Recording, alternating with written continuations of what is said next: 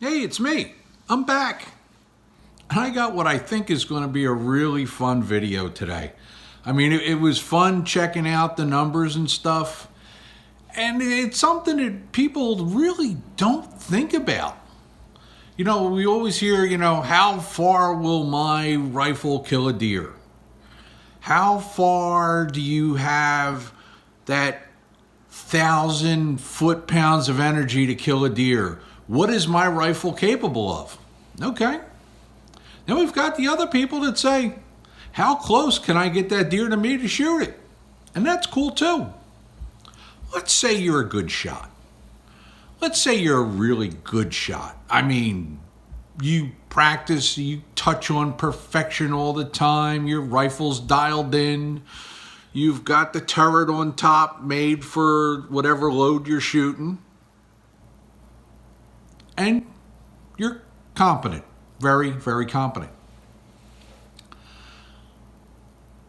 So how far is too far?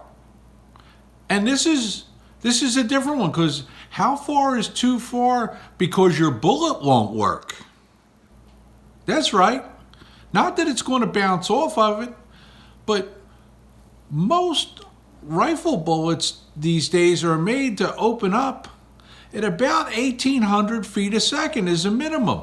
Now, some of the long-range bullets with the thinner jackets, maybe 16, but your standard cup and core bullet, like your Federal Blue Box, your PowerPoint, core locked, PowerPoint core, what's the other one? Oh, Hornady Interlock, okay? Standard rifle bullets, okay? Cup and core, made to open up at speeds down to about 1,800 feet a second. Cool. Now what about my rifle? How far until my bullet don't open up when it hits a deer? Now it can still hit the deer, not open up, put a little hole in it, and the deer dies and stuff like that, but it's nowhere near as efficient. So let's take a look at a few cartridges and see what happens. Now, all of these cartridges are going to be Federal Blue Box, okay? The PowerShock, the cheap stuff. None of this is like expensive, high-grade ammo or anything like that. Stuff kills deer. That's all that matters to me. Okay. Have to realize that it's going with the factory-stated speeds, okay? Factory-stated, not necessarily what comes out of your barrel. So away we go. 243 Winchester with a 100-grain bullet. Hits that threshold right about 400 yards. So even though you might not quite have that 1,000 foot-pounds, that bullet is still at a speed where it's going to open up.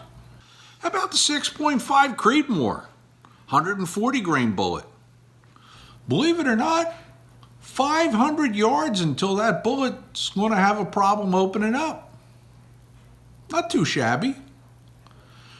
270 Winchester, 130-grain bullet. 500 yards until that bullet's not going to open up the way it should. 7mm Row 8. Now, I prefer 140, but only one loading showed in the blue box of 150 grain, so that's what we're going with.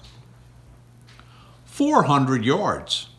That's still not very close. I mean, that's a good long shot. The 308 with a 150.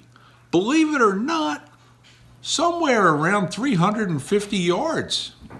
And then you start out to worry about the bullet not opening up. How about the old 30-06? 30-06. 150 grain bullet. Probably the most popular. 400 yards. Now I'm sure if you stepped up to a 165 grain bullet, you might get that a little bit further. But it only shows the 150 grain loading that I saw. Now, 7mm Remington Magnum. Now we're talking magnums. and I'm only going to cover two of them. 7mm Remington Magnum, 150 grain bullet, 500 plus yards. You know why I say plus? Because the chart that I looked at only went to 500. And it was still an inadequate velocity that bullet will open up upon impact. Now the 300 Win Mag. I honestly had a choice between the 150 and 180, but I felt like the 180 was a better choice. So, the 180 out of a 300 Win Mag, same deal as the 7mm Remington Mag, 500 yards plus. Hey, the numbers don't lie. I'm Steve, and I'll see you next time.